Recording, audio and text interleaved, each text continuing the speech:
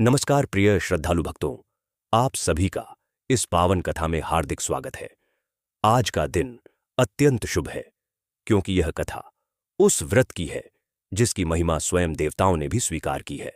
कहा जाता है कि जो कोई भी श्रद्धा और विश्वास के साथ गुरुवार के दिन भगवान विष्णु और देवगुरु बृहस्पति की कथा सुनता है, उसके जीवन से दरिद्रता, बाधाएं और मानसिक अशांति धीरे धीरे दूर होने लगती है।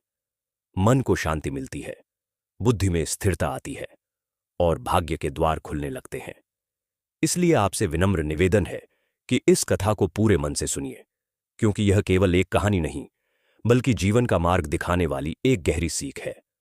बहुत समय पहले की बात है। भारतवर्ष के उत्तर दिशा में एक अत्यंत समृद्ध और सुंदर नगर हुआ करता था। उस नगर का नाम था सुवर्णग्राम। जैसा उसका नाम था वैसा ही उसका वैभव था। नगर के चारों ओर हरे भरे खेत, विशाल मंदिर, सुंदर बाजार और शांत गलियां थीं। उस नगर के लोग परिश्रमी, धर्मपरायण और संतोषी थे। सुवर्णग्राम का राजा था समरवीर। राजा समरवीर अपने युवावस्था के दिनों में अत्यंत न्यायप्रिय और वीर माना जाता था। उसके शासन में प्रजा सुखी थी। उसके महल में धन धान्य की कोई कमी नहीं थी। उसके खजाने सोने चांदी और रत्नों से भरे रहते थे। राजा की रानी का नाम था पद्मावती। रानी पद्मावती अत्यंत धार्मिक और दयालु थी। वह प्रतिदिन भगवान विष्णु की पूजा करती थी और गुरुवार के दिन विशेष रूप से देवगुरु बृहस्पति का व्रत रखती थी। रानी का विश्वास था कि राज्य का सारा वैभव ईश्वर की कृपा से ही है और यदि भगवान की कृपा बनी रहे तो राज्य सदा सुखी रहेगा। समय बीतता गया। धीरे धीरे राजा समरवीर के जीवन में परिवर्तन आने लगा। युवावस्था का जोश, अपार धन और चापलूस दरबारियों की बातें उसके मन में अहंकार भरने लगीं। राजा अब पहले जैसा नहीं रहा। वह धीरे धीरे धर्म से दूर होने लगा। जहां पहले वह प्रजा की समस्याएं सुनता था, वहीं अब वह दिन रात मनोरंजन और विलासिता में डूबा रहने लगा। महल में नाच गाना, दावतें और भोग विलास का वातावरण रहने लगा। रानी पद्मावती यह सब देखकर बहुत दुखी होती थी। वह कई बार राजा को समझाने की कोशिश करती। वह कहती, महाराज, राज्य का वैभव स्थायी नहीं होता। यदि हम धर्म का मार्ग छोड़ देंगे तो यह सब कभी भी समाप्त हो सकता है। लेकिन राजा अब रानी की बातें सुनने को तैयार नहीं था। उसे लगता था कि उसके पास इतनी शक्ति और धन है कि उसका कुछ भी बिगड़ नहीं सकता। राजा और रानी का एक पुत्र भी था जिसका नाम था आदित्यवीर। राजकुमार अभी किशोर अवस्था में था। वह अपने पिता को देखकर ही जीवन के बारे में सीख रहा था। रानी चाहती थी कि उसका पुत्र धर्म और नीति का मार्ग सीखे, लेकिन पिता का प्रभाव भी उस पर पड़ रहा था। एक दिन नगर में भयंकर सूखा पड़ गया। वर्षा नहीं हुई, खेत सूख गए, नदियों का जल कम होने लगा। प्रजा परेशान होने लगी। लोग महल के सामने आकर मदद की गुहार लगाने लगे। रानी पद्मावती ने अपने आभूषण बेचकर प्रजा के लिए अन्न का प्रबंध करवाया, लेकिन राजा समरवीर को इन बातों से कोई विशेष चिंता नहीं थी। वह अब भी अपने भोग विलास में ही डूबा हुआ था। समय के साथ साथ राज्य की स्थिति कमजोर होने लगी। पड़ोसी राज्यों के शासकों को भी यह बात पता चल गई कि सुवर्णग्राम का राजा अब शासन में ध्यान नहीं दे रहा है। एक दिन पड़ोसी राज्य के राजा ने सुवर्णग्राम पर आक्रमण कर दिया। सेना ने युद्ध किया, लेकिन बिना मजबूत नेतृत्व के सेना ज्यादा देर तक टिक नहीं सकी। महल पर कब्जा हो गया।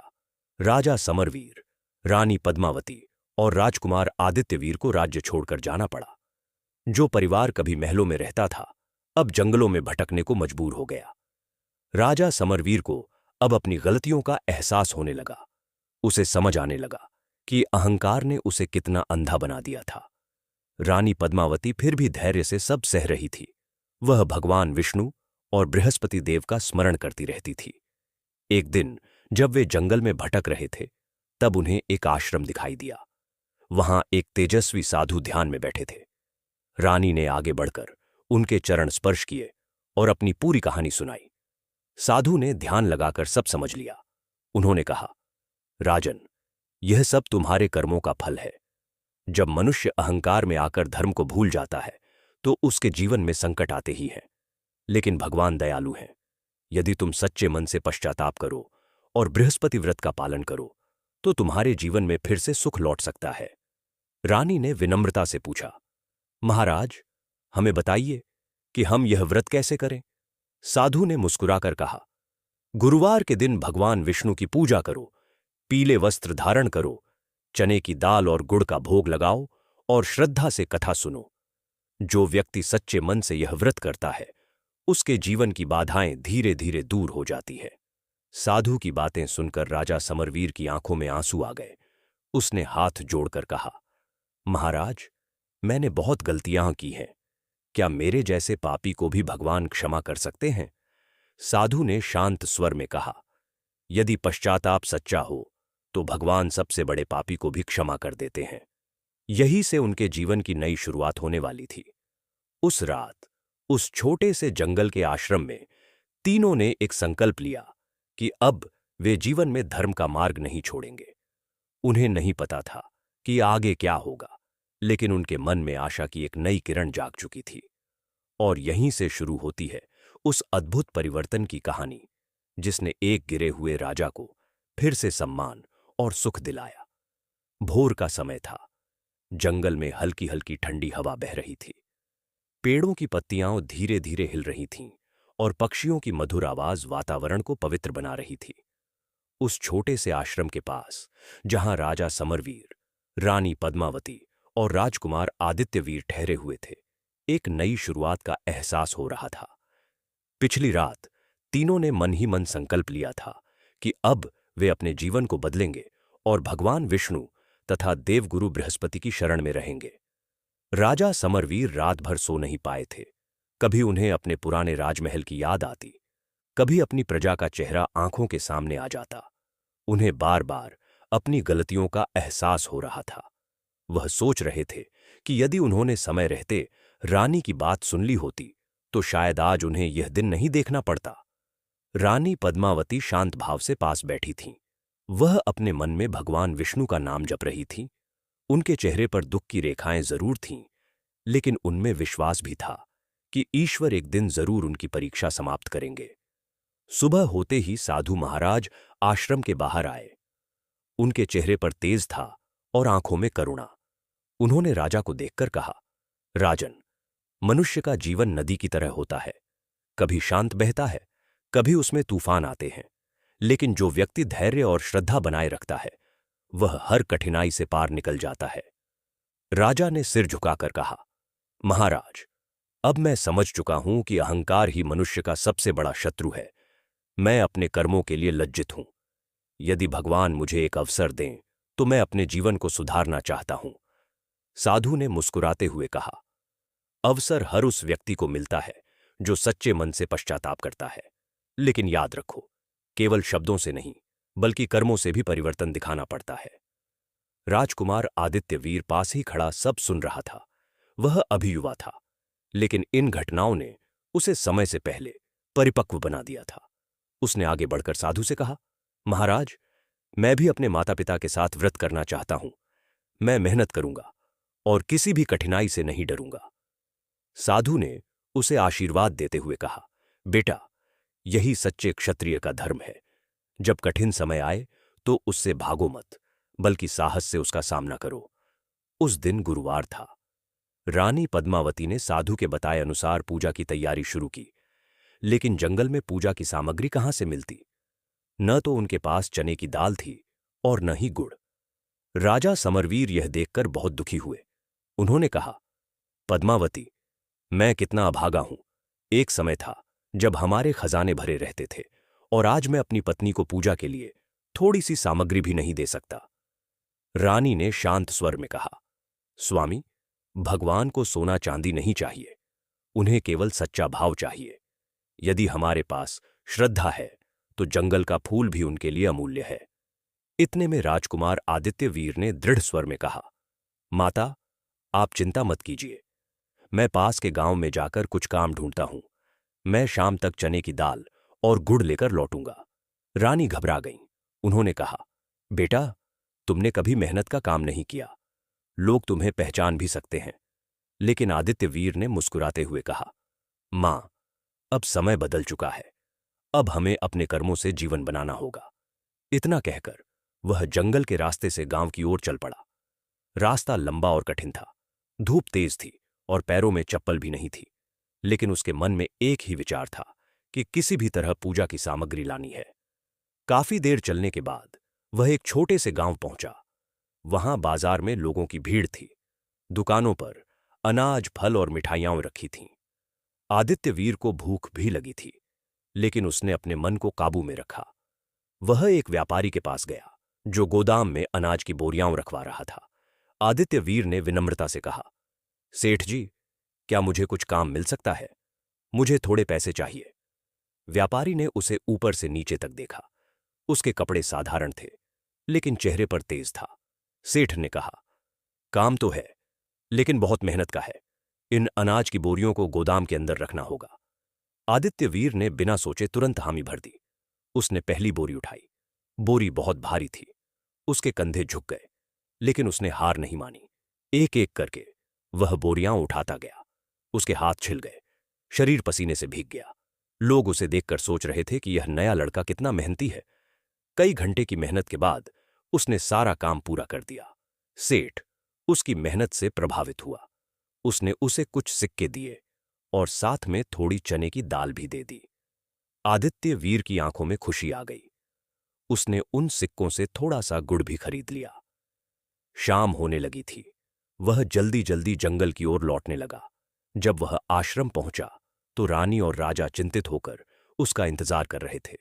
जैसे ही आदित्य वीर ने अपनी पोटली खोली और उसमें से चने की दाल और गुड़ निकाला, रानी की आंखों में आंसू आ गए। उन्होंने बेटे को गले लगा लिया। राजा समरवीर भी भावुक हो गए। उन्होंने कहा, आज तुमने साबित कर दिया कि सच्चा राजकुमार वही है जो कठिन समय में भी हार नहीं मानता। उस रात तीनों ने मिलकर भगवान का धन्यवाद किया। अगली सुबह उन्होंने पूरे विधि विधान से बृहस्पति व्रत किया। रानी ने केले के पेड़ के पास पूजा की, चने की दाल और गुड़ का भोग लगाया और भगवान विष्णु की कथा सुनाई। राजा और राजकुमार ध्यान से कथा सुनते रहे। पूजा समाप्त होने के बाद तीनों ने प्रसाद ग्रहण किया। उस दिन उनके मन में एक अद्भुत शांति थी। उन्हें नहीं पता था कि यह छोटा सा व्रत उनके जीवन को किस तरह बदलने वाला है। लेकिन उसी क्षण कहीं दूर देवगुरु बृहस्पति मुस्कुरा रहे थे, क्योंकि उन्होंने उस परिवार की सच्ची श्रद्धा देख ली थी। और जब देवगुरु प्रसन्न हो जाते हैं तो भाग्य के बंद दरवाजे भी धीरे धीरे खुलने लगते हैं। आने वाले दिनों में इस परिवार के जीवन में ऐसे चमत्कार होने वाले थे जिन्हें देखकर पूरा सुवर्णग्राम आश्चर्य में पड़ जाएगा। भोर का समय फिर से आ चुका था। जंगल में हल्की धुंध फैली हुई थी और सूरज की पहली किरणें पेड़ों के पत्तों के बीच से छनकर जमीन पर पड़ रही थीं। आश्रम के पास की छोटी सी नदी से पानी की मधुर धारा बहने की आवाज क्यों आ रही थी। राजा समरवीर, रानी पद्मावती और राजकुमार आदित्य वीर उस सुबह बहुत जल्दी उठ गए थे। पिछले गुरुवार के व्रत के बाद उनके मन में एक अजीब सी शांति थी। ऐसा लग रहा था जैसे लंबे समय बाद उनके जीवन में आशा की एक छोटी सी किरण जगी हो। रानी पद्मावती ने नदी से जल लाकर भगवान विष्णु का स्मरण किया और केले के छोटे से पौधे के पास दीपक जलाया। उनके पास पूजा की बहुत सामग्री नहीं थी, लेकिन उनके मन में श्रद्धा अपार थी। राजा समरवीर भी अब बदल चुके थे। जो व्यक्ति कभी मंदिर जाने से कतराता था, वही अब सुबह सुबह हाथ जोड़कर भगवान का नाम लेने लगा था। राजकुमार आदित्य वीर भी उनके साथ बैठा था। उसके हाथों में अभी भी पिछली मेहनत के निशान थे। हथेलियां छिल गई थीं, लेकिन उसके चेहरे पर गर्व था। उसे महसूस हो रहा था कि जीवन की सच्ची कीमत मेहनत से समझ आती है। कुछ दिन ऐसे ही बीत गए। जंगल का जीवन कठिन था। कभी भोजन की कमी होती, कभी बारिश में आश्रय ढूंढना पड़ता, लेकिन अब उनके मन में निराशा नहीं थी। वे हर गुरुवार को व्रत रखते, भगवान विष्णु की कथा सुनते और धैर्य बनाए रखते। एक शाम की बात है। सूरज ढल रहा था और आकाश में लालिमा फैल रही थी। तीनों आश्रम के बाहर बैठे थे। तभी दूर से एक वृद्ध व्यक्ति धीरे धीरे उनकी ओर आता दिखाई दिया। उसकी दाढ़ी सफेद थी और हाथ में लकड़ी की छड़ी थी। वह थका हुआ लग रहा था। रानी पद्मावती तुरंत उठी और उसके पास जाकर बोली, महाराज, आप बहुत थके हुए लग रहे हैं। आइए, यहां बैठ जाइए। वृद्ध ने मुस्कुराकर कहा, बेटी, मैं कई दिनों से यात्रा कर रहा हूं। थोड़ा पानी मिल जाए तो बड़ी कृपा होगी। रानी ने तुरंत नदी से जल लाकर उन्हें दिया। आदित्यवीर ने जंगल से कुछ फल लाकर उनके सामने रख दिए। वृद्ध ने संतोष से जल पिया और फल खाए। फिर उसने तीनों की ओर देखा और कहा, तुम लोग इस जंगल में क्यों रह रहे हो? तुम्हारे चेहरे बता रहे हैं कि तुम किसी बड़े घराने से हो। राजा समरवीर ने गहरी सांस ली और अपनी पूरी कहानी उन्हें सुना दी। कैसे उनके अहंकार और भूलों के कारण उनका राज्य उनसे छिन गया। वृद्ध ध्यान से सब सुनता रहा। फिर उसने कहा, राजन, जीवन हमें कभी कभी कठिन परिस्थितियों में इसलिए डालता है ताकि हम अपनी गलतियों को समझ सकें। राजा ने सिर झुका लिया। उन्होंने कहा, अब मैं केवल भगवान की शरण में हूं। वृद्ध ने शांत स्वर में कहा, यदि तुम्हारा पश्चाताप सच्चा है तो ईश्वर अवश्य तुम्हारी सहायता करेंगे। इतना कहकर वह उठ गया और धीरे धीरे जंगल के रास्ते पर आगे बढ़ गया। कुछ ही देर में वह आंखों से ओझल हो गया। राजकुमार आदित्यवीर ने आश्चर्य से कहा, पिताजी, उस वृद्ध में कुछ अलग ही तेज था। रानी पद्मावती भी सोच में पड़ गईं। उन्होंने कहा, मुझे लगता है वह कोई साधारण व्यक्ति नहीं था। उन्हें नहीं पता था कि वह वास्तव में देवगुरु बृहस्पति ही थे, जो उनकी श्रद्धा की परीक्षा लेने आए थे। दिन बीतते गए। हर गुरुवार को वे व्रत करते और कथा सुनते। एक दिन राजकुमार आदित्यवीर फिर से पास के गांव गया, काम की तलाश में। इस बार उसे एक किसान के खेत में काम मिला। उसे पूरे दिन खेत में हल चलाने और पानी देने का काम करना पड़ा। धूप बहुत तेज थी। उसके हाथों में छाले पड़ गए, लेकिन उसने हार नहीं मानी। किसान उसकी मेहनत देखकर बहुत खुश हुआ। शाम को उसने उसे कुछ अनाज और थोड़े पैसे दिए। आदित्यवीर जब वापस आश्रम लौटा तो रानी पद्मावती की आंखों में खुशी के आंसू आ गए। राजा समरवीर ने बेटे के कंधे पर हाथ रखकर कहा, आज तुमने मुझे सिखा दिया कि असली सम्मान मेहनत से मिलता है, राजगद्दी से नहीं। उसी रात तीनों ने भगवान का धन्यवाद किया। अगले गुरुवार को उन्होंने फिर से व्रत किया। इस बार पूजा के समय वातावरण में कुछ अलग ही शांति थी। हवा में हल्की सुगंध फैल रही थी। पेड़ों की पत्तियां धीरे धीरे हिल रही थीं, जैसे प्रकृति भी उनकी पूजा में शामिल हो गई हो। पूजा समाप्त होने के बाद रानी पद्मावती ने भगवान से प्रार्थना की, हे नारायण, यदि हमने सच्चे मन से आपकी पूजा की है तो हमें सही मार्ग दिखाइए। उस रात जब तीनों सो रहे थे, तभी राजा समरवीर को एक अद्भुत सपना आया। उन्होंने देखा कि एक तेजस्वी देव पुरुष उनके सामने खड़े हैं। उनके शरीर से प्रकाश निकल रहा था। देव पुरुष ने कहा, राजन, तुम्हारा पश्चाताप सच्चा है। तुमने बृहस्पति व्रत श्रद्धा से किया है, इसलिए अब तुम्हारे जीवन में परिवर्तन का समय आने वाला है। राजा ने हाथ जोड़कर पूछा, प्रभु, क्या मुझे फिर से अपनी प्रजा की सेवा करने का अवसर मिलेगा? देव पुरुष मुस्कुराए और बोले, समय आने पर सब कुछ तुम्हें मिल जाएगा, लेकिन याद रखो, इस बार तुम्हें अहंकार से दूर रहना होगा। इतना कहकर वह प्रकाश में विलीन हो गए। सुबह जब राजा की आंख खुली तो उनका मन आश्चर्य से भर गया। उन्होंने तुरंत रानी और राजकुमार को अपना सपना बताया। रानी पद्मावती ने कहा, यह निश्चित ही भगवान का संकेत है। हमें विश्वास बनाए रखना चाहिए। अब तीनों के मन में एक नई ऊर्जा थी। उन्हें लगने लगा था कि शायद भगवान सचमुच उनकी परीक्षा समाप्त करने वाले हैं, लेकिन उन्हें यह नहीं पता था कि असली परीक्षा अभी बाकी थी। आने वाले दिनों में उनके जीवन में ऐसी घटनाएं होने वाली थीं जो उनके धैर्य और विश्वास दोनों की परीक्षा लेने वाली थीं, और उसी परीक्षा के बाद उनके जीवन में वह चमत्कार होने वाला था जो पूरे सुवर्णग्राम में वर्षों तक याद रखा जाएगा। भोर का उजाला धीरे धीरे जंगल के ऊपर फैल रहा था।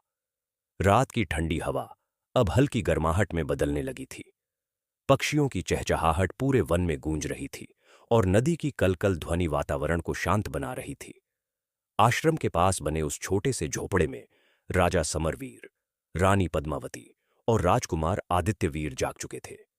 पिछली रात राजा को जो अद्भुत स्वप्न आया था, वह अभी भी उनके मन में गूंज रहा था। राजा समरवीर बार बार सोच रहे थे कि क्या वह सचमुच देवगुरु बृहस्पति का संकेत था या केवल उनका मन ही उन्हें आशा दे रहा था। लेकिन जब उन्होंने रानी पद्मावती के शांत और विश्वास से भरे चेहरे को देखा तो उनके मन में भी विश्वास जाग उठा कि ईश्वर उनकी प्रार्थनाएं अवश्य सुन रहे हैं। रानी पद्मावती ने उस सुबह भी नदी से जल लाकर केले के छोटे से पौधे के पास दीपक जलाया।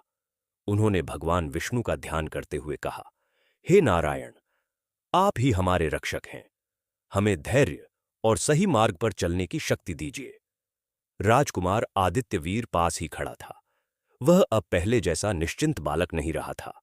पिछले कुछ महीनों की कठिनाइयों ने उसे समय से पहले ही समझदार बना दिया था। उसने अपने माता पिता की ओर देखा और मन ही मन संकल्प लिया कि वह हर हाल में उनका सहारा बनेगा। दिन धीरे धीरे आगे बढ़ता गया। जंगल का जीवन आसान नहीं था। कभी भोजन की कमी हो जाती, कभी बारिश में रात बितानी पड़ती, लेकिन अब तीनों के मन में निराशा नहीं थी। हर गुरुवार को वे पूरी श्रद्धा से व्रत रखते और भगवान विष्णु तथा देवगुरु बृहस्पति का स्मरण करते। एक दिन की बात है। दोपहर का समय था। सूरज तेज चमक रहा था और जंगल में गर्म हवा चल रही थी। राजा समरवीर लकड़ियां इकट्ठी कर रहे थे और आदित्यवीर नदी से पानी भरकर ला रहा था।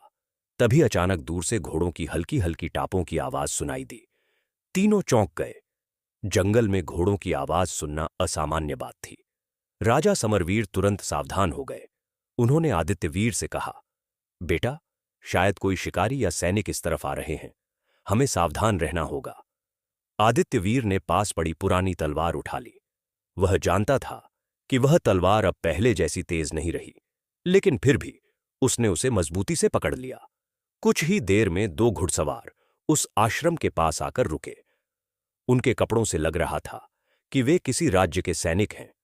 राजा समरवीर ने तुरंत अपना चेहरा थोड़ा छिपा लिया ताकि वे उन्हें पहचान न सकें। उन सैनिकों में से एक ने ऊंची आवाज में कहा, क्या यहां कोई साधु या यात्री रहता है? रानी पद्मावती आगे बढ़ीं और शांत स्वर में बोली, हां, यहां कुछ समय से हम लोग रह रहे हैं। आप कौन हैं? सैनिक ने कहा, हम पास के गांव से आए हैं। हमें रास्ता भटक गया है और हम पानी की तलाश में हैं। रानी पद्मावती ने तुरंत उन्हें पानी दिया। सैनिकों ने पानी पिया और थोड़ा विश्राम किया। उनमें से एक सैनिक ने राजा की ओर ध्यान से देखा और बोला, आपका चेहरा कहीं देखा हुआ लगता है। राजा का दिल तेजी से धड़कने लगा, लेकिन रानी ने तुरंत बात बदल दी और मुस्कुराते हुए कहा, ये मेरे पति हैं। हम लोग साधारण यात्री हैं और कुछ समय से इस जंगल में रह रहे हैं। सैनिक ने ज्यादा ध्यान नहीं दिया। कुछ देर आराम करने के बाद वे दोनों घुड़सवार आगे बढ़ गए। उनके जाते ही राजा ने राहत की सांस ली। आदित्यवीर ने धीरे से कहा, पिताजी, यदि वे हमें पहचान लेते तो शायद हमें पकड़ लेते। राजा ने गंभीर स्वर में कहा, हां बेटा, अभी समय हमारे पक्ष में नहीं है। हमें धैर्य रखना होगा। उस दिन शाम को जब सूरज डूब रहा था और आकाश में नारंगी रंग फैल रहा था, तब तीनों फिर से केले के पौधे के पास बैठे। रानी पद्मावती ने भगवान विष्णु का नाम लिया और कहा, स्वामी, हमें डरने की आवश्यकता नहीं है। जब तक हम ईश्वर की शरण में हैं, कोई हमारा अहित नहीं कर सकता। राजा ने सिर हिलाया। अब उनका मन धीरे धीरे मजबूत हो रहा था। कुछ दिन बाद फिर गुरुवार का दिन आया। उस दिन तीनों ने बहुत श्रद्धा से व्रत रखा। रानी पद्मावती ने चने की थोड़ी सी दाल और गुड़ का भोग लगाया और भगवान विष्णु की कथा सुनाई। पूजा के समय वातावरण में एक अजीब सी शांति थी। हवा में हल्की सुगंध फैल रही थी और पेड़ों की पत्तियां धीरे धीरे हिल रही थीं। राजा समरवीर ने आंखें बंद करके प्रार्थना की, हे देवगुरु बृहस्पति, यदि आपने हमारी परीक्षा ली है तो हमें उसे सहने की शक्ति भी दीजिए। उस रात जब तीनों सो रहे थे, तब आश्रम के पास से एक साधु गुजरे। उन्होंने दूर से ही उस छोटे से दीपक को जलते देखा जो केले के पौधे के पास रखा था। साधु कुछ देर वहां खड़े रहे और मुस्कुराए। वास्तव में वह कोई साधारण साधु नहीं थे, वह स्वयं देवगुरु बृहस्पति थे। उन्होंने मन ही मन कहा, इनकी श्रद्धा सच्ची है। अब समय आ गया है कि इनके जीवन में परिवर्तन आए। इतना कहकर वह आगे बढ़ गए। अगली सुबह जंगल में एक नई हलचल होने वाली थी। वह घटना इतनी अद्भुत थी कि उसे देखकर स्वयं राजा समरवीर भी आश्चर्य में पड़ने वाले थे, और उसी घटना से उनके जीवन की दिशा धीरे धीरे बदलने वाली थी। सुबह का समय था। जंगल की हवा में हल्की ठंडक घुली हुई थी और पेड़ों की शाखाओं पर बैठे पक्षी अपने मधुर स्वरों में चहचहा रहे थे। सूर्य की किरणें धीरे धीरे घने वृक्षों के बीच से झांककर धरती को रोशन कर रही थीं। उस छोटे से आश्रम के पास, जहां राजा समरवीर, रानी पद्मावती और राजकुमार आदित्यवीर पिछले कई महीनों से रह रहे थे, आज का दिन भी अन्य दिनों की तरह शुरू हुआ था। लेकिन उन्हें यह बिल्कुल पता नहीं था कि यह दिन उनके जीवन में एक नया मोड़ लेकर आने वाला है। रानी पद्मावती हमेशा की तरह सुबह सबसे पहले उठीं। उन्होंने नदी से जल लाकर केले के पौधे के पास दीपक जलाया और भगवान विष्णु का स्मरण करते हुए धीरे धीरे मंत्र जपने लगीं। उनकी आंखों में थकान जरूर थी, लेकिन विश्वास पहले से भी अधिक मजबूत हो चुका था। राजा समरवीर भी अब पहले जैसे नहीं रहे थे। जो व्यक्ति कभी राज सिंहासन पर बैठकर आदेश देता था, वही अब अपने हाथों से लकड़ियां काटता, पानी भरता और झोपड़ी के आसपास की सफाई करता था। यह परिवर्तन उनके भीतर की विनम्रता का प्रमाण था। राजकुमार आदित्यवीर भी अब हर काम में अपने माता पिता की सहायता करता था। उसके मन में अब एक ही इच्छा थी कि वह किसी तरह अपने माता पिता के दुख को कम कर सके। उस दिन दोपहर के समय आदित्यवीर जंगल के अंदर लकड़ियां इकट्ठा करने गया हुआ था। सूरज सिर पर था और हवा में गर्मी बढ़ने लगी थी। वह पेड़ों के बीच चलते हुए सूखी टहनियां इकट्ठा कर रहा था कि अचानक उसकी नजर जमीन पर पड़ी, किसी चमकती हुई चीज पर गई। वह थोड़ा झुका और ध्यान से देखने लगा। मिट्टी के बीच से कुछ धातु की चमक दिखाई दे रही थी। आदित्यवीर ने उत्सुकता से मिट्टी हटाई। कुछ ही देर में उसे समझ आया कि वह कोई साधारण पत्थर नहीं, बल्कि एक पुरानी धातु की छोटी सी डिबिया है। डिबिया थोड़ी जंग लगी हुई थी, जैसे बहुत समय से जमीन के अंदर दबाकर रखी गई हो। उसका दिल तेज तेज धड़कने लगा। उसने डिबिया उठाई और सावधानी से खोलने की कोशिश की। काफी कोशिश के बाद जब वह खुली तो उसके अंदर कुछ पुराने सोने के सिक्के रखे हुए थे। आदित्य वीर कुछ क्षण के लिए स्तब्ध रह गया। उसने कभी सोचा भी नहीं था कि जंगल के बीच उसे ऐसा कुछ मिल जाएगा। लेकिन अगले ही क्षण उसने अपने मन को शांत किया। उसे याद आया कि उसकी मां हमेशा कहती थीं कि किसी भी चीज को पाने से पहले यह समझना चाहिए कि वह हमें ईश्वर की कृपा से मिली है या हमारी परीक्षा है। आदित्य वीर ने तुरंत डिबिया बंद की और तेजी से झोपड़ी की ओर लौट पड़ा। जब वह आश्रम पहुंचा तो रानी पद्मावती और राजा समरवीर वहां बैठे हुए थे। आदित्यवीर ने उत्साह से कहा, पिताजी, माताजी, मुझे जंगल में कुछ मिला है। उसने डिबिया उनके सामने रख दी। राजा समरवीर ने जब उसे खोला और सोने के सिक्के देखे तो उनकी आंखों में आश्चर्य झलक उठा। उन्होंने धीरे से कहा, यह तो बहुत पुराने सिक्के लगते हैं। रानी पद्मावती ने शांत स्वर में कहा, जो भी हो, यह हमें ईश्वर की कृपा से ही मिला है। राजा कुछ देर सोचते रहे। फिर उन्होंने कहा, लेकिन हमें यह भी सोचना चाहिए कि कहीं यह किसी और का धन तो नहीं। रानी ने सिर हिलाया और बोली, सही कहा आपने, हमें जल्दबाजी में कोई निर्णय नहीं लेना चाहिए। तीनों कुछ देर तक उस डिबिया को देखते रहे। आखिरकार राजा समरवीर ने कहा, यदि यह धन ईश्वर ने हमें दिया है तो यह हमारे लिए आशीर्वाद है, लेकिन यदि यह किसी और का है तो हमें उसे वापस करने का प्रयास करना चाहिए। रानी पद्मावती ने मुस्कुराकर कहा, स्वामी, यही सच्चा धर्म है। उन्होंने मन ही मन भगवान विष्णु को धन्यवाद दिया। उसी शाम उन्होंने फिर केले के पौधे के पास दीपक जलाया और प्रार्थना की। रानी ने कहा, हे नारायण, यदि यह धन आपकी कृपा से मिला है तो हमें इसका सही उपयोग करने की बुद्धि दीजिए। उस रात तीनों बहुत देर तक भविष्य के बारे में सोचते रहे। अगली सुबह आदित्यवीर फिर गांव की ओर गया। इस बार वह पहले से अधिक आत्मविश्वास से भरा हुआ था। उसने वहां जाकर एक व्यापारी से अनाज खरीदने की सोची ताकि कुछ दिनों तक भोजन की चिंता न रहे। लेकिन जब वह बाजार पहुंचा तो उसने एक अजीब बात सुनी। लोग आपस में चर्चा कर रहे थे कि पास के राज्य में अचानक एक बड़ी समस्या उत्पन्न हो गई है। कहा जा रहा था कि उस राज्य का राजा अचानक बीमार पड़ गया है और राज्य में अफरा तफरी मच गई है। आदित्यवीर ने यह बात ध्यान से सुनी, लेकिन वह ज्यादा देर वहां नहीं रुका। वह जल्दी से जरूरी सामान लेकर वापस जंगल लौट आया। जब उसने यह बात अपने माता पिता को बताई तो राजा समरवीर कुछ देर सोच में पड़ गए। उन्होंने कहा, समय बहुत अजीब ढंग से बदलता है। कभी जो राजा शक्तिशाली होता है वह भी अचानक कमजोर हो जाता है। रानी पद्मावती ने शांत स्वर में कहा, यही संसार का नियम है। इसलिए मनुष्य को कभी अहंकार नहीं करना चाहिए। उस दिन शाम को जब तीनों फिर से पूजा कर रहे थे तो वातावरण में एक अलग ही शांति महसूस हो रही थी। हवा में हल्की सुगंध थी और आसमान में चमकते हुए सितारे दिखाई दे रहे थे। राजा समरवीर ने मन ही मन कहा, हे भगवान, आपने हमें कठिन परीक्षा में डाला, लेकिन अब हमें सही मार्ग दिखा रहे हैं। उन्हें महसूस हो रहा था कि उनके जीवन में धीरे धीरे परिवर्तन शुरू हो चुका है, लेकिन अभी उन्हें यह पता नहीं था कि आने वाले दिनों में उनके सामने ऐसी घटनाएं आने वाली हैं जो उनके जीवन को पूरी तरह बदल देंगी, और वही घटनाएं एक दिन उन्हें फिर से उनके भाग्य के द्वार तक ले जाने वाली थीं। सुबह का समय था।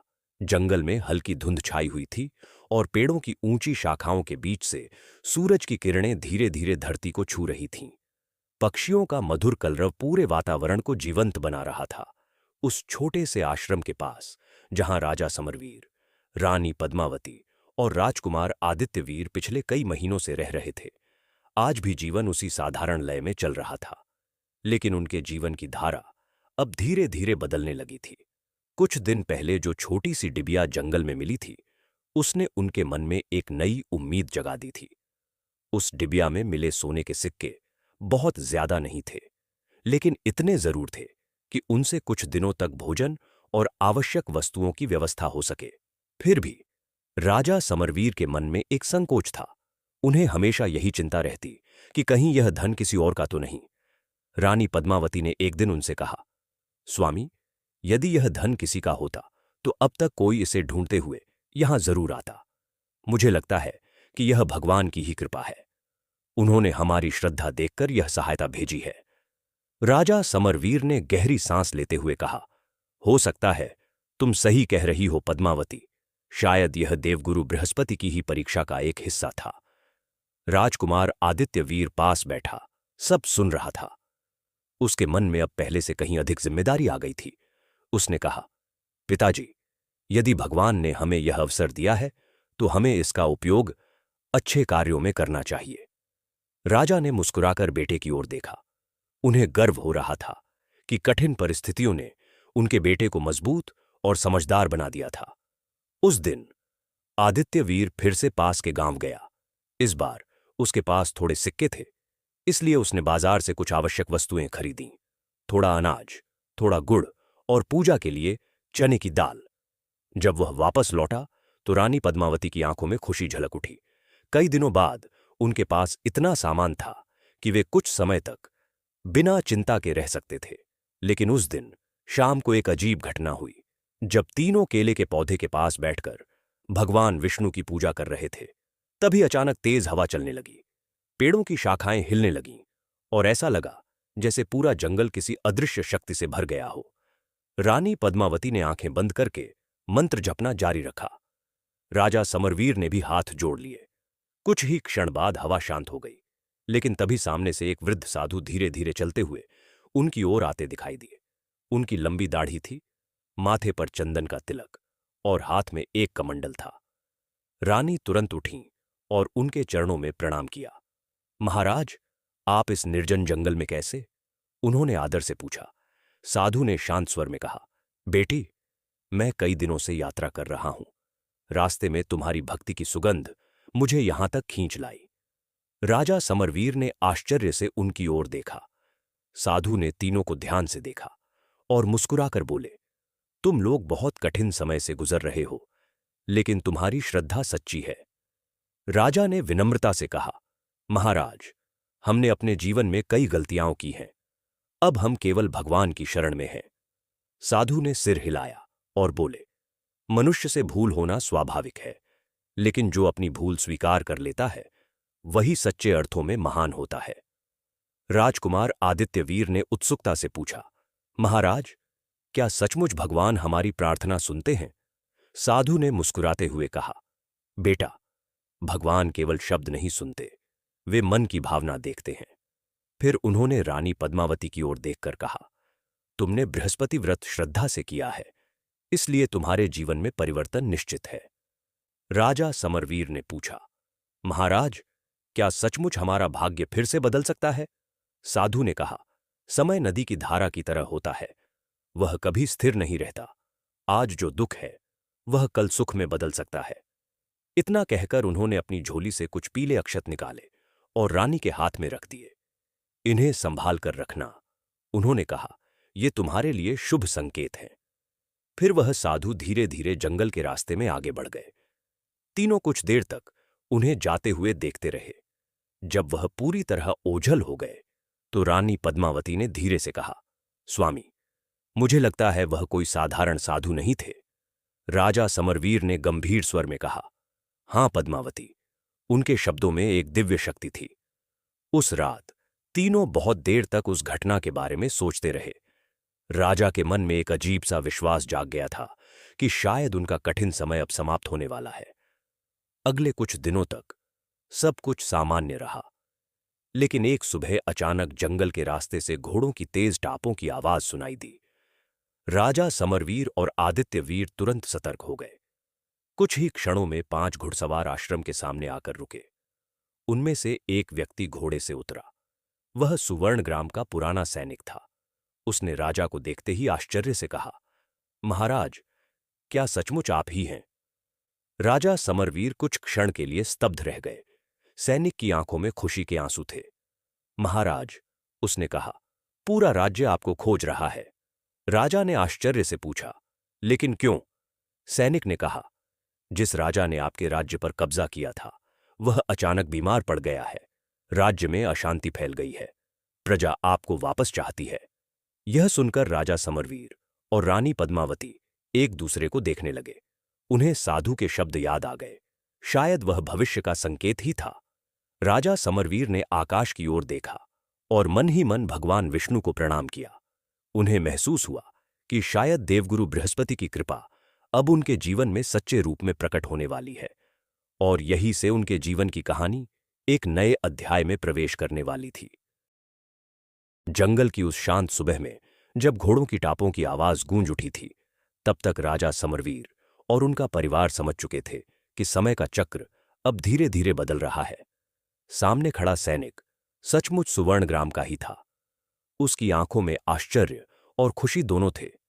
सैनिक ने हाथ जोड़कर कहा, महाराज, हमें विश्वास ही नहीं हो रहा कि आप जीवित हैं। पूरे राज्य में कई महीनों से यह खबर फैल चुकी थी कि आप शायद कहीं दूर चले गए या किसी अनहोनी का शिकार हो गए। राजा समरवीर कुछ पल चुप रहे। उनके मन में अनेक भाव उमड़ रहे थे। उन्होंने शांत स्वर में पूछा, राज्य में क्या हो रहा है? प्रजा कैसी है? सैनिक ने भारी आवाज में कहा, महाराज, जब से वह पराया राजा हमारे राज्य पर कब्जा करके बैठा है, तब से प्रजा दुखी है। कर बहुत बढ़ा दिए गए हैं, किसानों पर अत्याचार हो रहा है और राज्य में डर का माहौल है। लोग आज भी आपको ही अपना असली राजा मानते हैं। यह सुनकर राजा समरवीर के हृदय में पीड़ा हुई। उन्हें अपनी प्रजा की याद आ गई। रानी पद्मावती ने धीरे से कहा, स्वामी, शायद यही वह समय है जिसके बारे में साधु महाराज ने संकेत दिया था। सैनिक ने आगे कहा, महाराज, अभी कुछ ही दिन पहले उस राजा की तबीयत अचानक बिगड़ गई है। राज्य के मंत्री और सेनापति आपस में लड़ रहे हैं। राज्य में अराजकता फैल गई है। प्रजा चाहती है कि आप वापस आए। राजा समरवीर ने गहरी सांस ली। उन्होंने आकाश की ओर देखा और मन ही मन भगवान विष्णु को प्रणाम किया, लेकिन उन्होंने तुरंत कोई निर्णय नहीं लिया। उन्होंने सैनिक से कहा, मैं तुम्हारी बात समझता हूं, लेकिन अभी मैं तुरंत वापस नहीं जा सकता। समय को थोड़ा और समझना होगा। सैनिक ने सम्मान से सिर झुका दिया। उसने कहा, महाराज, मैं आपकी आज्ञा का पालन करूंगा, लेकिन मैं यह खबर राज्य तक जरूर पहुंचाऊंगा कि आप जीवित हैं। इतना कहकर वह सैनिक अपने साथियों के साथ वापस लौट गया। उनके जाने के बाद कुछ देर तक आश्रम के आसपास सन्नाटा छाया रहा। राजकुमार आदित्यवीर ने उत्साह से कहा, पिताजी, क्या अब हम वापस अपने राज्य जा सकेंगे? राजा समरवीर ने बेटे के कंधे पर हाथ रखते हुए कहा, बेटा, राजा बनना केवल सिंहासन पर बैठना नहीं होता। राजा बनने से पहले हमें यह समझना पड़ता है कि हम अपनी प्रजा के लिए क्या कर सकते हैं। रानी पद्मावती ने मुस्कुराकर कहा, स्वामी सही कह रहे हैं, हमें जल्दबाजी नहीं करनी चाहिए। उस शाम उन्होंने पहले से भी अधिक श्रद्धा के साथ भगवान विष्णु की पूजा की। रानी पद्मावती ने केले के पौधे के पास दीपक जलाया और चने की दाल तथा गुड़ का भोग लगाया। पूजा के समय राजा समरवीर के मन में एक अलग ही भावना थी। उन्होंने मन ही मन कहा, हे देवगुरु बृहस्पति, यदि यह सब आपकी कृपा है तो हमें सही निर्णय लेने की बुद्धि दीजिए। उस रात राजा समरवीर को फिर एक स्वप्न आया। उन्होंने देखा कि वही तेजस्वी साधु उनके सामने खड़े हैं। साधु ने कहा, राजन, तुम्हारी परीक्षा अभी समाप्त नहीं हुई है। तुम्हें अपने जीवन में सच्चा परिवर्तन दिखाना होगा, तभी तुम्हें वह मिलेगा जो तुमने खोया है। राजा ने हाथ जोड़कर पूछा, महाराज, मुझे क्या करना चाहिए? साधु ने उत्तर दिया, धैर्य रखो और अपने कर्मों से प्रजा का विश्वास जीतने के लिए तैयार हो जाओ। इतना कहकर वह साधु प्रकाश में विलीन हो गए। सुबह जब राजा की आंख खुली तो उनका मन पहले से अधिक शांत था। उन्होंने रानी पद्मावती को अपना स्वप्न बताया। रानी ने मुस्कुराकर कहा, यह निश्चित ही देवगुरु बृहस्पति का संदेश है। अगले कुछ दिनों तक राजा समरवीर और आदित्यवीर जंगल के आसपास रहने वाले ग्रामीणों की सहायता करने लगे। पास के गांवों में कई गरीब परिवार रहते थे जो जंगल से लकड़ी काटकर अपना गुजारा करते थे। राजा समरवीर ने उनकी मदद करनी शुरू की। कभी वे उनके साथ लकड़ियां काटते, कभी खेतों में काम करते और कभी उनके बच्चों को शिक्षा के महत्व के बारे में बताते। धीरे धीरे आसपास के गांवों के लोगों को पता चलने लगा कि यह वही पुराने राजा हैं जिन्हें वे कभी बहुत सम्मान देते थे। लोगों के मन में फिर से उनके प्रति श्रद्धा जागने लगी। एक दिन गांव के कुछ बुजुर्ग उनके पास आए। उन्होंने हाथ जोड़कर कहा, महाराज, हमें पता चल गया है कि आप ही हमारे असली राजा हैं। कृपया हमारे राज्य को फिर से संभालिए। राजा समरवीर ने विनम्रता से कहा, मैं अभी राजा नहीं हूं। मैं केवल एक साधारण मनुष्य हूं जो अपनी गलतियों को सुधारने की कोशिश कर रहा है। लेकिन गांव के लोगों का विश्वास बढ़ता जा रहा था। इस बीच सुवर्णग्राम में भी खबर फैल चुकी थी कि राजा समरवीर जीवित हैं और जंगल में रह रहे हैं। प्रजा के दिलों में एक नई उम्मीद जाग उठी। राजमहल के कुछ पुराने मंत्री भी गुप्त रूप से उनसे मिलने की योजना बनाने लगे। जंगल के उस छोटे से आश्रम में अब अक्सर दूर दूर से लोग आने लगे। कोई सलाह लेने आता, कोई आशीर्वाद लेने और कोई केवल उनके दर्शन करने। राजा समरवीर यह सब देखकर समझ चुके थे कि ईश्वर धीरे धीरे उन्हें एक नए मार्ग की ओर ले जा रहे हैं। एक शाम जब सूर्य अस्त हो रहा था और आकाश में लालिमा फैल रही थी, तब रानी पद्मावती ने कहा, स्वामी, आपने देखा, जो लोग पहले हमें भूल चुके थे वही लोग अब फिर से हमारे पास आ रहे हैं। यह सब भगवान की कृपा के बिना संभव नहीं था। राजा ने शांत स्वर में कहा, हां पद्मावती, अब मुझे समझ आ रहा है कि सच्चा वैभव महलों में नहीं बल्कि लोगों के दिलों में होता है। राजकुमार आदित्यवीर यह सब सुनकर गर्व महसूस कर रहा था। उसे लग रहा था कि उसके पिता अब पहले से कहीं अधिक महान बन चुके हैं। लेकिन उन्हें यह पता नहीं था कि आने वाले दिनों में एक ऐसी घटना होने वाली है जो उनके जीवन का अंतिम और सबसे बड़ा मोड़ बनने वाली थी। वह घटना न केवल राजा समरवीर के भाग्य को बदलने वाली थी बल्कि पूरे सुवर्णग्राम के भविष्य को भी नया रास्ता देने वाली थी।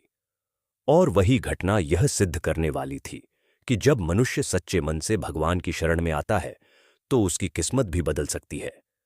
जंगल में शाम धीरे धीरे उतर रही थी। सूर्य अस्त होने की ओर था और आकाश में लालिमा फैल चुकी थी। पेड़ों की लंबी परछाइयां धरती पर गिर रही थीं और पक्षियों के झुंड अपने घोंसलों की ओर लौट रहे थे। उस छोटे से आश्रम के पास जहां राजा समरवीर, रानी पद्मावती और राजकुमार आदित्यवीर रह रहे थे, आज वातावरण में एक अजीब सी हलचल थी। पिछले कुछ दिनों में बहुत से ग्रामीण उनसे मिलने आ चुके थे और अब आसपास के गांवों में यह बात पूरी तरह फैल चुकी थी कि सुवर्णग्राम के असली राजा जीवित हैं। राजा समरवीर ने कभी यह नहीं सोचा था कि एक दिन वे जंगल में साधारण जीवन जीते हुए भी लोगों के दिलों में फिर से स्थान बना लेंगे। पहले जब वे राजगद्दी पर थे तब उनके आसपास चापलूस लोग थे जो केवल उनके वैभव से आकर्षित थे।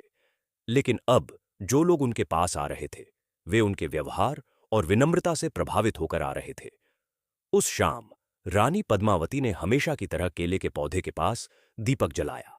हवा बहुत हल्की चल रही थी और दीपक की लौ स्थिर थी। उन्होंने भगवान विष्णु का स्मरण करते हुए धीरे धीरे प्रार्थना की। राजा समरवीर पास बैठकर ध्यान कर रहे थे। उनके मन में अब पहले जैसी बेचैनी नहीं थी। उन्हें ऐसा लग रहा था कि ईश्वर उन्हें धीरे धीरे किसी बड़े निर्णय की ओर ले जा रहे हैं। राजकुमार आदित्यवीर पास बैठा था और वह अपने पिता को ध्यान करते हुए देख रहा था। उसे महसूस हो रहा था कि उसके पिता अब पहले से कहीं अधिक शांत और गंभीर हो चुके हैं। इसी बीच अचानक दूर से कई घोड़ों की टापों की आवाज सुनाई दी। यह आवाज पहले से कहीं अधिक तेज थी। राजा समरवीर ने आंखें खोलीं और सावधानी से खड़े हो गए। आदित्यवीर ने भी तुरंत अपनी पुरानी तलवार उठा ली। कुछ ही क्षणों में लगभग 10 घुड़सवार आश्रम के सामने आकर रुक गए। उनमें से 3 लोग तुरंत घोड़ों से उतरे। उनके कपड़ों से स्पष्ट था कि वे साधारण सैनिक नहीं, बल्कि राज्य के उच्च अधिकारी हैं। जैसे ही उनमें से एक व्यक्ति आगे बढ़ा, राजा समरवीर उसे पहचान गए। वह सुवर्णग्राम का पुराना महामंत्री था, आचार्य सोमेश्वर। राजा को देखते ही आचार्य सोमेश्वर की आंखों में आंसू आ गए। उन्होंने तुरंत झुककर राजा के चरण स्पर्श किए। महाराज, उनकी आवाज भर्रा गई, आपको इस अवस्था में देखकर हमारा हृदय टूट गया। राजा समरवीर ने उन्हें उठाया और कहा, सोमेश्वर, समय का चक्र बड़ा विचित्र होता है। आज जो कुछ भी है वह मेरे ही कर्मों का परिणाम है। महामंत्री ने गंभीर स्वर में कहा, महाराज, आप अपने आप को दोष मत दीजिए। हम सबने भी उस समय सही निर्णय नहीं लिया, लेकिन अब समय बदल चुका है। रानी पद्मावती और आदित्यवीर भी पास आ गए। महामंत्री ने उन्हें प्रणाम किया। फिर उन्होंने धीमी आवाज में कहा, महाराज, राज्य की स्थिति अब बहुत खराब हो चुकी है। राजा समरवीर ने पूछा, क्या हुआ? महामंत्री बोले, जिस राजा ने हमारे राज्य पर कब्जा किया था उसकी मृत्यु हो चुकी है। उसकी मृत्यु के बाद राज्य में अराजकता फैल गई है। मंत्री आपस में लड़ रहे हैं, सैनिकों में अनुशासन नहीं है और प्रजा पूरी तरह भयभीत है। राजा समरवीर कुछ पल के लिए चुप रहे। महामंत्री ने आगे कहा, प्रजा आज भी आपको ही अपना असली राजा मानती है। पूरा सुवर्णग्राम आपकी प्रतीक्षा कर रहा है। राजा ने गहरी सांस ली। उन्होंने शांत स्वर में कहा, सोमेश्वर, क्या प्रजा सचमुच मुझे वापस चाहती है? महामंत्री ने दृढ़ स्वर में कहा, महाराज, यह केवल मेरी बात नहीं है, यह पूरे राज्य की इच्छा है। यह सुनकर राजकुमार आदित्यवीर के चेहरे पर उत्साह आ गया, लेकिन राजा समरवीर ने तुरंत कोई निर्णय नहीं लिया। उन्होंने कहा, राजा बनना केवल गद्दी पर बैठना नहीं होता। इस बार यदि मैं वापस जाऊंगा तो मुझे पहले से बेहतर राजा बनना होगा। महामंत्री ने सिर झुका दिया। उन्होंने कहा, महाराज, हमें आपके इसी रूप की आवश्यकता है। उस रात महामंत्री और उनके साथी भी उसी आश्रम में रुके। रानी पद्मावती ने साधारण भोजन तैयार किया। सभी ने मिलकर भोजन किया। भोजन के बाद देर रात तक चर्चा होती रही। महामंत्री ने राजा को राज्य की वर्तमान स्थिति के बारे में विस्तार से बताया। उन्होंने बताया कि कैसे प्रजा करों के बोझ से परेशान है और कैसे कई गांवों में अन्न की कमी हो गई है। यह सब सुनकर राजा समरवीर का हृदय भारी हो गया। उन्होंने कहा, यदि ईश्वर ने मुझे एक और अवसर दिया है तो मैं इस बार अपनी प्रजा के लिए सब कुछ करूंगा। रानी पद्मावती ने धीरे से कहा, स्वामी, यह वही अवसर है जिसकी हमने इतने दिनों से प्रार्थना की थी। राजकुमार आदित्यवीर ने भी कहा, पिताजी, मैं भी आपके साथ रहूंगा और राज्य की सेवा करूंगा। उस रात राजा समरवीर बहुत देर तक सो नहीं पाए। उन्होंने आसमान की ओर देखा। सितारे चमक रहे थे। उन्होंने मन ही मन भगवान विष्णु को प्रणाम किया और कहा, हे प्रभु, यदि यह आपका आदेश है तो मैं इसे स्वीकार करता हूं, लेकिन मुझे शक्ति दीजिए कि मैं इस बार अपने कर्तव्य से कभी पीछे न हटूं। अगली सुबह सूरज निकलते ही आश्रम के आसपास एक अलग ही ऊर्जा महसूस हो रही थी।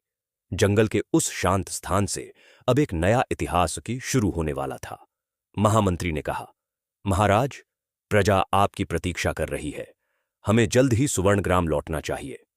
राजा समरवीर ने कुछ क्षण के लिए उस छोटे से केले के पौधे को देखा जिसके पास वे इतने महीनों से पूजा करते आए थे। उन्होंने झुककर उसे प्रणाम किया। फिर बोले, यही वह स्थान है जहां मैंने अपने जीवन का सबसे बड़ा सबक सीखा है। रानी पद्मावती की आंखों में आंसू आ गए। राजकुमार आदित्यवीर भी भावुक हो गया। लेकिन अब समय आगे बढ़ने का था और वही क्षण उनके जीवन का नया अध्याय बनने वाला था। जंगल की उस शांत सुबह में जब घोड़ों की टापों की आवाज गूंज उठी थी, तब तक राजा समरवीर और उनका परिवार समझ चुके थे कि समय का चक्र अब धीरे धीरे बदल रहा है। सामने खड़ा सैनिक सचमुच सुवर्णग्राम का ही था। उसकी आंखों में आश्चर्य और खुशी दोनों थे। सैनिक ने हाथ जोड़कर कहा, महाराज, हमें विश्वास ही नहीं हो रहा कि आप जीवित हैं। पूरे राज्य में कई महीनों से यह खबर फैल चुकी थी कि आप शायद कहीं दूर चले गए या किसी अनहोनी का शिकार हो गए। राजा समरवीर कुछ पल चुप रहे। उनके मन में अनेक भाव उमड़ रहे थे। उन्होंने शांत स्वर में पूछा, राज्य में क्या हो रहा है? प्रजा कैसी है? सैनिक ने भारी आवाज में कहा, महाराज, जब से वह पराया राजा हमारे राज्य पर कब्जा करके बैठा है, तब से प्रजा दुखी है। कर बहुत बढ़ा दिए गए हैं, किसानों पर अत्याचार हो रहा है और राज्य में डर का माहौल है। लोग आज भी आपको ही अपना असली राजा मानते हैं। यह सुनकर राजा समरवीर के हृदय में पीड़ा हुई। उन्हें अपनी प्रजा की याद आ गई। रानी पद्मावती ने धीरे से कहा, स्वामी, शायद यही वह समय है जिसके बारे में साधु महाराज ने संकेत दिया था।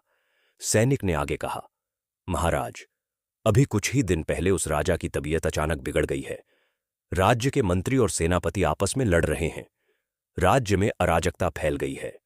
प्रजा चाहती है कि आप वापस आए। राजा समरवीर ने गहरी सांस ली। उन्होंने आकाश की ओर देखा और मन ही मन भगवान विष्णु को प्रणाम किया, लेकिन उन्होंने तुरंत कोई निर्णय नहीं लिया। उन्होंने सैनिक से कहा, मैं तुम्हारी बात समझता हूं, लेकिन अभी मैं तुरंत वापस नहीं जा सकता। समय को थोड़ा और समझना होगा। सैनिक ने सम्मान से सिर झुका दिया। उसने कहा, महाराज, मैं आपकी आज्ञा का पालन करूंगा, लेकिन मैं यह खबर राज्य तक जरूर पहुंचाऊंगा कि आप जीवित हैं। इतना कहकर वह सैनिक अपने साथियों के साथ वापस लौट गया।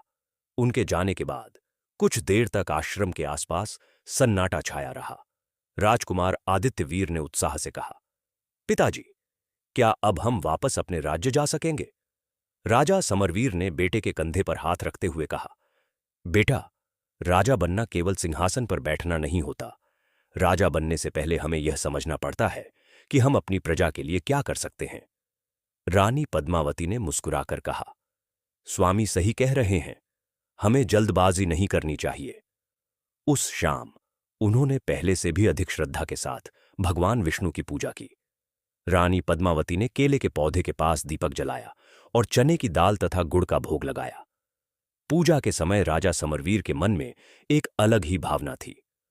उन्होंने मन ही मन कहा, हे देवगुरु बृहस्पति, यदि यह सब आपकी कृपा है तो हमें सही निर्णय लेने की बुद्धि दीजिए। उस रात राजा समरवीर को फिर एक स्वप्न आया। उन्होंने देखा कि वही तेजस्वी साधु उनके सामने खड़े हैं।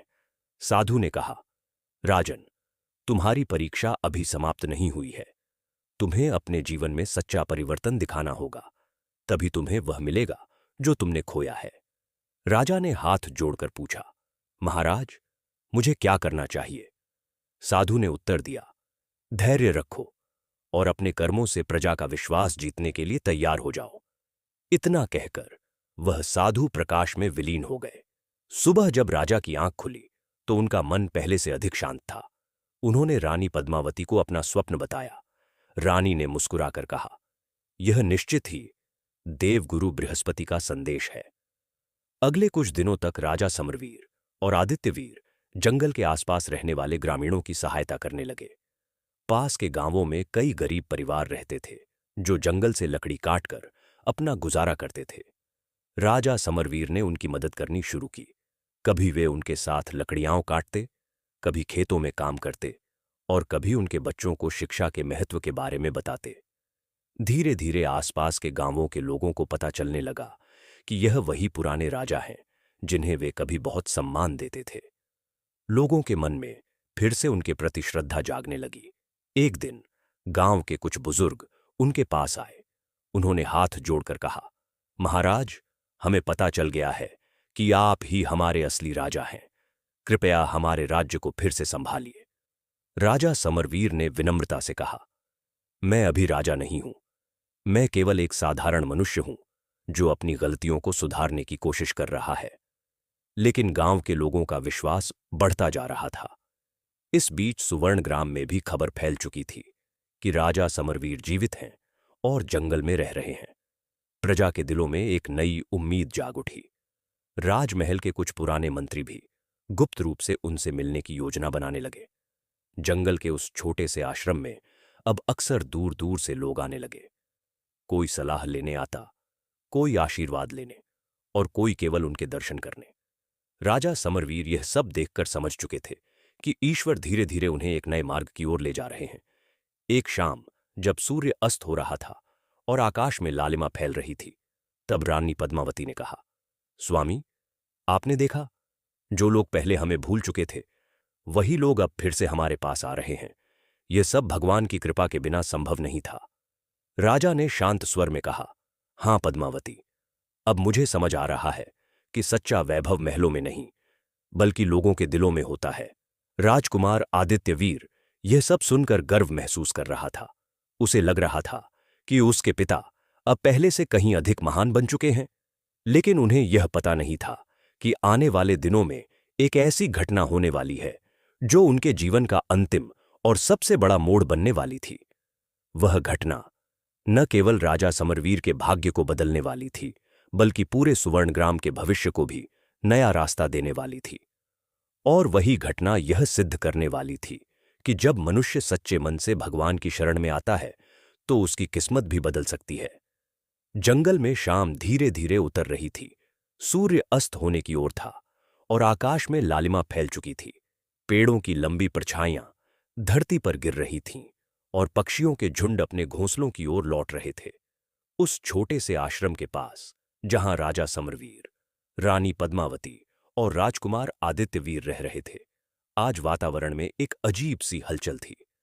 पिछले कुछ दिनों में बहुत से ग्रामीण उनसे मिलने आ चुके थे और अब आसपास के गांवों में यह बात पूरी तरह फैल चुकी थी कि सुवर्णग्राम के असली राजा जीवित हैं। राजा समरवीर ने कभी यह नहीं सोचा था कि एक दिन वे जंगल में साधारण जीवन जीते हुए भी लोगों के दिलों में फिर से स्थान बना लेंगे। पहले जब वे राजगद्दी पर थे, तब उनके आसपास चापलूस लोग थे जो केवल उनके वैभव से आकर्षित थे, लेकिन अब जो लोग उनके पास आ रहे थे वे उनके व्यवहार और विनम्रता से प्रभावित होकर आ रहे थे। उस शाम रानी पद्मावती ने हमेशा की तरह केले के पौधे के पास दीपक जलाया। हवा बहुत हल्की चल रही थी और दीपक की लौ स्थिर थी। उन्होंने भगवान विष्णु का स्मरण करते हुए धीरे धीरे प्रार्थना की। राजा समरवीर पास बैठकर ध्यान कर रहे थे। उनके मन में अब पहले जैसी बेचैनी नहीं थी। उन्हें ऐसा लग रहा था कि ईश्वर उन्हें धीरे धीरे किसी बड़े निर्णय की ओर ले जा रहे हैं। राजकुमार आदित्यवीर पास बैठा था और वह अपने पिता को ध्यान करते हुए देख रहा था। उसे महसूस हो रहा था कि उसके पिता अब पहले से कहीं अधिक शांत और गंभीर हो चुके हैं। इसी बीच अचानक दूर से कई घोड़ों की टापों की आवाज सुनाई दी। यह आवाज पहले से कहीं अधिक तेज थी। राजा समरवीर ने आंखें खोलीं और सावधानी से खड़े हो गए। आदित्यवीर ने भी तुरंत अपनी पुरानी तलवार उठा ली। कुछ ही क्षणों में लगभग 10 घुड़सवार आश्रम के सामने आकर रुक गए। उनमें से 3 लोग तुरंत घोड़ों से उतरे। उनके कपड़ों से स्पष्ट था कि वे साधारण सैनिक नहीं बल्कि राज्य के उच्च अधिकारी हैं। जैसे ही उनमें से एक व्यक्ति आगे बढ़ा, राजा समरवीर उसे पहचान गए।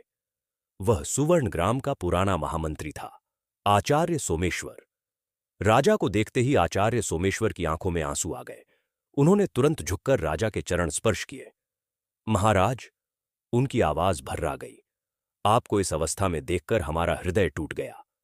राजा समरवीर ने उन्हें उठाया और कहा, सोमेश्वर, समय का चक्र बड़ा विचित्र होता है।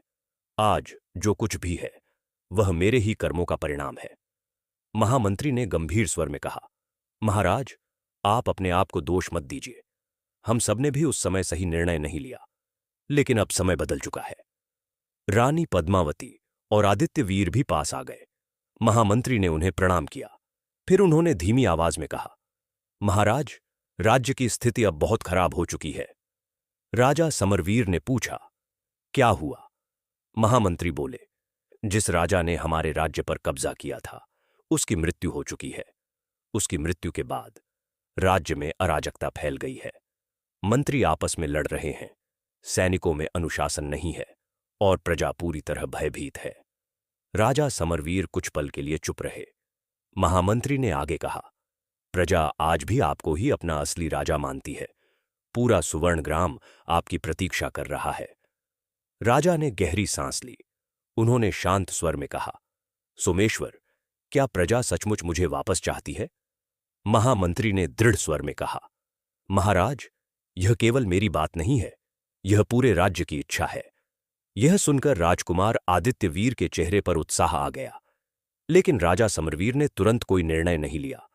उन्होंने कहा, राजा बनना केवल गद्दी पर बैठना नहीं होता। इस बार यदि मैं वापस जाऊंगा तो मुझे पहले से बेहतर राजा बनना होगा। महामंत्री ने सिर झुका दिया। उन्होंने कहा, महाराज, हमें आपके इसी रूप की आवश्यकता है। उस रात महामंत्री और उनके साथी भी उसी आश्रम में रुके। रानी पद्मावती ने साधारण भोजन तैयार किया। सभी ने मिलकर भोजन किया। भोजन के बाद देर रात तक चर्चा होती रही। महामंत्री ने राजा को राज्य की वर्तमान स्थिति के बारे में विस्तार से बताया। उन्होंने बताया कि कैसे प्रजा करों के बोझ से परेशान है और कैसे कई गांवों में अन्न की कमी हो गई है। यह सब सुनकर राजा समरवीर का हृदय भारी हो गया। उन्होंने कहा, यदि ईश्वर ने मुझे एक और अवसर दिया है तो मैं इस बार अपनी प्रजा के लिए सब कुछ करूंगा। रानी पद्मावती ने धीरे से कहा, स्वामी, यह वही अवसर है जिसकी हमने इतने दिनों से प्रार्थना की थी। राजकुमार आदित्यवीर ने भी कहा, पिताजी, मैं भी आपके साथ रहूंगा और राज्य की सेवा करूंगा। उस रात राजा समरवीर बहुत देर तक सो नहीं पाए। उन्होंने आसमान की ओर देखा। सितारे चमक रहे थे। उन्होंने मन ही मन भगवान विष्णु को प्रणाम किया और कहा, हे प्रभु, यदि यह आपका आदेश है तो मैं इसे स्वीकार करता हूं, लेकिन मुझे शक्ति दीजिए कि मैं इस बार अपने कर्तव्य से कभी पीछे न हटूं। अगली सुबह सूरज निकलते ही आश्रम के आसपास एक अलग ही ऊर्जा महसूस हो रही थी। जंगल के उस शांत स्थान से अब एक नया इतिहास की शुरू होने वाला था। महामंत्री ने कहा, महाराज, प्रजा आपकी प्रतीक्षा कर रही है। हमें जल्द ही सुवर्णग्राम लौटना चाहिए। राजा समरवीर ने कुछ क्षण के लिए उस छोटे से केले के पौधे को देखा जिसके पास वे इतने महीनों से पूजा करते आए थे। उन्होंने झुककर उसे प्रणाम किया, फिर बोले, यही वह स्थान है जहां मैंने अपने जीवन का सबसे बड़ा सबक सीखा है। रानी पद्मावती की आंखों में आंसू आ गए। राजकुमार आदित्यवीर भी भावुक हो गया। लेकिन अब समय आगे बढ़ने का था और वही क्षण उनके जीवन का नया अध्याय बनने वाला था। सुबह की पहली किरणें जैसे ही जंगल के घने वृक्षों के बीच से निकलकर धरती को छूने लगीं, उस छोटे से आश्रम के आसपास एक अलग ही वातावरण बन गया था। कई महीनों तक यही स्थान राजा समरवीर, रानी पद्मावती और राजकुमार आदित्यवीर का घर रहा था। यही वह जगह थी जहां उन्होंने अपनी गलतियों को समझा, अपने जीवन को बदला और भगवान विष्णु तथा देवगुरु बृहस्पति की भक्ति में अपने मन को स्थिर किया। लेकिन आज का दिन अलग था। आज उन्हें इस जंगल से विदा लेना था। महामंत्री सोमेश्वर और उनके साथ आए सैनिक सुबह से ही तैयार खड़े थे। घोड़े भी सजाए जा चुके थे और सुवर्णग्राम की ओर जाने का मार्ग तय कर लिया गया था। राजा समरवीर कुछ क्षणों के लिए उस छोटे से केले के पौधे के सामने खड़े रहे जिसके पास बैठकर उन्होंने हर गुरुवार भगवान विष्णु की पूजा की थी। उन्होंने धीरे से हाथ जोड़कर कहा, हे प्रभु, आपने मुझे मेरी गलतियों का एहसास कराया और फिर मुझे एक नया अवसर भी दिया। यदि आज मैं फिर से अपनी प्रजा के पास लौट रहा हूं तो यह केवल आपकी कृपा से ही संभव हुआ है। रानी पद्मावती ने भी उसी स्थान को प्रणाम किया। उनकी आंखों में आंसू थे।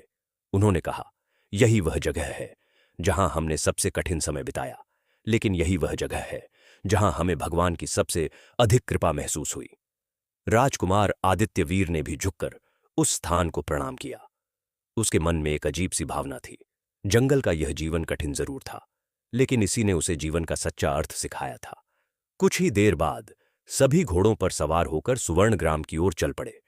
जंगल का रास्ता लंबा था। पेड़ों की घनी छाया और बीच बीच में बहती छोटी नदियां उस यात्रा को शांत बना रही थीं। रास्ते में कई गांव पड़ते थे। जब लोगों को पता चला कि राजा समरवीर वापस लौट रहे हैं तो धीरे धीरे खबर फैलने लगी। गांव के लोग रास्ते के किनारे खड़े होकर उन्हें देखने लगे। कई बुजुर्गों ने उन्हें पहचान लिया। एक वृद्ध किसान ने आगे बढ़कर कहा, महाराज, क्या सचमुच आप ही हैं? राजा समरवीर घोड़े से उतर गए। उन्होंने उस किसान को गले लगा लिया और कहा, हां, मैं ही हूं, लेकिन अब मैं वही राजा नहीं हूं जो पहले था। किसान की आंखों में आंसू आ गए। उसने कहा, महाराज, हमें आपकी बहुत याद आई। हमारे खेत सूख गए, कर बढ़ गए और हमारे बच्चों को भी मुश्किलें झेलनी पड़ी, लेकिन हमें विश्वास था कि एक दिन आप जरूर लौटेंगे। राजा समरवीर ने गंभीर स्वर में कहा, मैं वादा करता हूं कि अब मैं अपनी प्रजा को कभी दुखी नहीं होने दूंगा। यह सुनकर गांव के लोगों ने जोर से कहा, महाराज की जय। यात्रा आगे बढ़ती गई और हर गांव में यही दृश्य देखने को मिला। लोग रास्ते में फूल लेकर खड़े हो जाते, कोई फल भेंट करता तो कोई उनके चरण छूकर आशीर्वाद लेता। राजा समरवीर यह सब देखकर भावुक हो रहे थे। उन्हें अब समझ आ गया था कि असली ताकत राजमहल की दीवारों में नहीं, बल्कि प्रजा के विश्वास में होती है। दोपहर तक उनका काफिला सुवर्णग्राम की सीमा के पास पहुंच गया। जैसे ही नगर के पहरेदारों ने उन्हें देखा, उन्होंने तुरंत नगाड़े बजाने का आदेश दिया। पूरा नगर गूंज उठा, महाराज समरवीर लौट आए। यह खबर कुछ ही क्षणों में पूरे नगर में फैल गई। लोग अपने घरों से बाहर निकल आए। महिलाएं थालियों में आरती लेकर खड़ी हो गईं और बच्चे खुशी से उछलने लगे। राजा समरवीर जब नगर के मुख्य द्वार से अंदर प्रवेश कर रहे थे तो फूलों की वर्षा होने लगी। पूरा नगर उत्सव की तरह सजा हुआ था। लोग जोर जोर से नारे लगा रहे थे, राजा समरवीर की जय, धर्म की जय।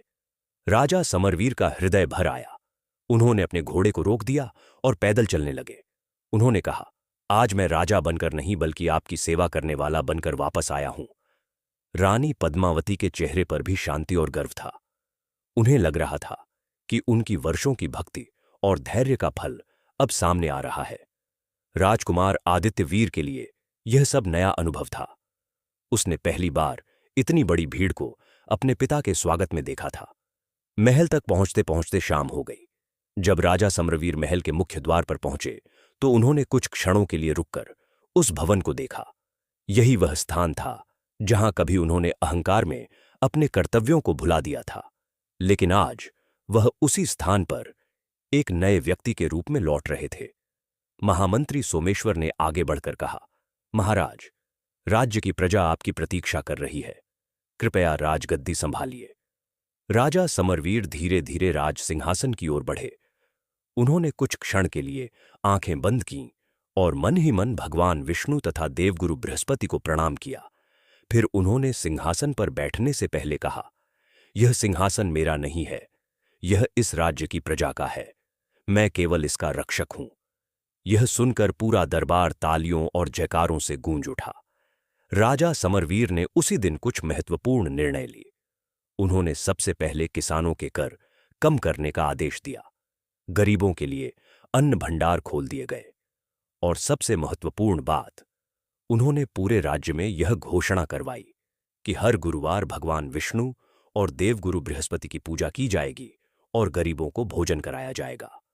दरबार में बैठे सभी मंत्री यह सुनकर आश्चर्यचकित थे, लेकिन प्रजा के चेहरे पर खुशी थी, क्योंकि उन्हें अब वही राजा वापस मिल चुका था जिसकी उन्हें प्रतीक्षा थी। लेकिन कहानी अभी पूरी नहीं हुई थी, क्योंकि आने वाले समय में एक ऐसी घटना होने वाली थी जो इस पूरे परिवर्तन को एक दिव्य चमत्कार के रूप में सिद्ध करने वाली थी। और वही घटना यह साबित करने वाली थी कि सच्चे मन से किया गया बृहस्पति व्रत किस प्रकार मनुष्य के जीवन की दिशा बदल सकता है। सुवर्णग्राम की उस रात का दृश्य अत्यंत अद्भुत था। पूरे नगर में दीपक जल रहे थे, गलियों में खुशियों का माहौल था और लोग एक दूसरे को मिठाई बांट रहे थे। कई महीनों के बाद उनके अपने राजा समरवीर वापस लौट आए थे, लेकिन यह वही राजा नहीं थे जो पहले थे। यह एक बदला हुआ, विनम्र और प्रजा के प्रति समर्पित राजा था, जिसने जीवन की कठिन परीक्षा से बहुत कुछ सीख लिया था। राजमहल में भी वातावरण शांत और गंभीर था। राजा समरवीर अपने कक्ष में बैठे हुए थे और खिड़की से बाहर आकाश को देख रहे थे। सितारे चमक रहे थे और हल्की हवा बह रही थी। उनके मन में कई विचार चल रहे थे। उन्हें याद आ रहा था कि कैसे कभी वही महल उनके अहंकार का केंद्र बन गया था। वही महल जहां उन्होंने अपने कर्तव्यों को भुला दिया था। लेकिन आज सब कुछ बदल चुका था। रानी पद्मावती धीरे से कक्ष में आईं। उन्होंने देखा कि राजा गहरे विचारों में डूबे हुए हैं। उन्होंने धीरे से कहा, स्वामी, आप क्या सोच रहे हैं? राजा समरवीर ने मुस्कुराकर कहा, पद्मावती, मैं सोच रहा हूं कि भगवान ने हमें कितना बड़ा अवसर दिया है। यदि वह हमें हमारी गलतियों के साथ ही छोड़ देते तो शायद हम आज भी भटक रहे होते। रानी ने शांत स्वर में कहा, ईश्वर कभी भी अपने भक्तों को पूरी तरह नहीं छोड़ते। कभी कभी वह हमें कठिन रास्तों से इसलिए गुजारते हैं ताकि हम सच्चाई को समझ सकें। राजा ने सिर हिलाया। तुम सही कहती हो। जंगल का वह समय मेरे जीवन का सबसे बड़ा शिक्षक था। उसी समय राजकुमार आदित्य वीर भी वहां आ गया। उसने कहा, पिताजी, आज पूरे नगर में उत्सव हो रहा है। लोग कह रहे हैं कि हमारे राज्य में फिर से अच्छे दिन लौट आए हैं। राजा ने बेटे की ओर देखा और कहा, बेटा, अच्छे दिन तभी बने रहेंगे जब हम अपने कर्तव्यों को कभी नहीं भूलेंगे। अगली सुबह सुवर्णग्राम में एक बड़ा दरबार लगाया गया। राजमहल के विशाल सभा कक्ष में मंत्री, सैनिक, व्यापारी, किसान और नगर के प्रतिष्ठित लोग एकत्रित हुए। राजा समरवीर सिंहासन पर बैठे, लेकिन इस बार उनके चेहरे पर अहंकार नहीं बल्कि विनम्रता थी। उन्होंने सभा को संबोधित करते हुए कहा, प्रिय प्रजाजनों, आज मैं आपके सामने एक राजा के रूप में नहीं बल्कि एक ऐसे मनुष्य के रूप में खड़ा हूं जिसने अपनी गलतियों से बहुत कुछ सीखा है। जब मैं पहले इस सिंहासन पर बैठा था तब मैंने अपने कर्तव्यों को भुला दिया था। उसी का परिणाम था कि हमारा राज्य संकट में पड़ गया। पूरा दरबार शांत होकर उनकी बातें सुन रहा था। राजा ने आगे कहा, लेकिन भगवान विष्णु और देवगुरु बृहस्पति की कृपा से मुझे अपनी भूल सुधारने का अवसर मिला है। मैं वचन देता हूं कि अब मेरा जीवन केवल इस राज्य और इसकी प्रजा की सेवा के लिए समर्पित रहेगा। यह सुनकर दरबार में उपस्थित सभी लोग भावुक हो गए। महामंत्री सोमेश्वर आगे बढ़े और बोले, महाराज, आपकी विनम्रता ही आपको महान बनाती है। इसके बाद राजा समरवीर ने कई महत्वपूर्ण निर्णय घोषित किए। उन्होंने कहा कि राज्य में गरीबों के लिए अन्न भंडार हमेशा खुले रहेंगे। किसानों के कर आधे कर दिए जाएंगे ताकि वे अपनी मेहनत का पूरा फल पा सकें। उन्होंने यह भी आदेश दिया कि हर गांव में शिक्षा के लिए गुरुकुल स्थापित किए जाए। लेकिन सबसे महत्वपूर्ण घोषणा अभी बाकी थी। राजा समरवीर ने कहा, आज से सुवर्णग्राम में हर गुरुवार भगवान विष्णु और देवगुरु बृहस्पति की पूजा की जाएगी। उस दिन राज्य के हर मंदिर में गरीबों को भोजन कराया जाएगा और कोई भी व्यक्ति भूखा नहीं सोएगा। दरबार में बैठे सभी लोगों ने एक स्वर में कहा, महाराज की जय। समय बीतता गया। धीरे धीरे सुवर्णग्राम फिर से समृद्ध होने लगा। खेतों में भरपूर फसल होने लगी, व्यापार बढ़ने लगा और राज्य में शांति स्थापित हो गई। राजकुमार आदित्य वीर भी अब युवराज के रूप में राज्य के कार्यों में अपने पिता की सहायता करने लगा। उसने किसानों और सैनिकों के लिए कई नई योजनाएं शुरू कीं। रानी पद्मावती भी पहले की तरह धर्म और सेवा के कार्यों में लगी रहती थीं। हर गुरुवार वह स्वयं मंदिर जाकर भगवान विष्णु की पूजा करतीं और गरीबों को प्रसाद वितरित करतीं। एक दिन की बात है। गुरुवार का दिन था और पूरे नगर में पूजा का वातावरण था। राजा समरवीर मंदिर में बैठे भगवान विष्णु का ध्यान कर रहे थे। अचानक उन्हें ऐसा लगा जैसे मंदिर के अंदर हल्की सी दिव्य रोशनी फैल गई हो। उन्होंने आंखें खोलीं तो सामने वही तेजस्वी साधु खड़े थे जिन्हें उन्होंने जंगल में देखा था। राजा तुरंत उठे और उनके चरणों में झुक गए। साधु मुस्कुराए और बोले, राजन, तुम्हारी परीक्षा समाप्त हो चुकी है। तुमने अपने जीवन में सच्चा परिवर्तन कर लिया है। राजा की आंखों में आंसू आ गए। उन्होंने कहा, महाराज, यदि आपकी कृपा और भगवान की दया न होती तो मैं आज भी अज्ञान में भटक रहा होता। साधु ने कहा, याद रखो, मनुष्य से भूल होना स्वाभाविक है, लेकिन जो अपनी भूल को स्वीकार करके सही मार्ग पर लौट आता है वही सच्चा महान होता है। इतना कहकर वह साधु धीरे धीरे मंदिर के प्रकाश में विलीन हो गए। राजा समरवीर समझ चुके थे कि वह कोई साधारण साधु नहीं बल्कि स्वयं देवगुरु बृहस्पति थे। उस दिन के बाद से राजा समरवीर ने अपने जीवन का हर क्षण धर्म, न्याय और सेवा के मार्ग पर बिताया। उनके राज्य में कभी अकाल नहीं पड़ा। लोग सुख और शांति से रहने लगे और दूर दूर तक सुवर्ण ग्राम की प्रशंसा होने लगी कि वहां एक ऐसा राजा शासन करता है जिसने अपनी गलतियों से सीखकर अपने राज्य को स्वर्ग बना दिया। कहते हैं कि जो भी व्यक्ति सच्चे मन से गुरुवार के दिन भगवान विष्णु और देवगुरु बृहस्पति की कथा सुनता है और श्रद्धा से व्रत करता है, उसके जीवन से दरिद्रता और दुख धीरे धीरे दूर होने लगते हैं। ईश्वर उसकी बुद्धि को स्थिर करते हैं और उसके जीवन में समृद्धि के द्वार खोल देते हैं। तो आइए हम भी मन ही मन भगवान विष्णु और देवगुरु बृहस्पति को प्रणाम करें और कहें, बोलो बृहस्पति भगवान की जय, बोलो भगवान विष्णु की जय। यदि आपको यह पावन कथा अच्छी लगी हो और आप ऐसी ही सनातन धर्म की दिव्य कथाएं सुनना चाहते हैं, चैनल सनातनी बाबा को जरूर सब्सक्राइब करें।